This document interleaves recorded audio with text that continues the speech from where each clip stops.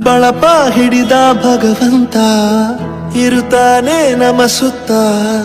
ಅವತಾರ ನಾನಾ ರೂಪವೋ ಹಣೆ ಬರಹ ತಿದ್ದಿ ಬರೆಯಲು ಕತ್ತಲೆಯಿಂದ ಬಂತ ನಮ್ಮ ಕೈಯ ಹಿಡಿಯುತ್ತ ಕರೆದೊಯ್ದ ಬೆಳಕು ತೋರಲು ಭಯವಾಗಿ ಗದರೋದು ನಮ್ಮ ಬೆಳೆಸಲು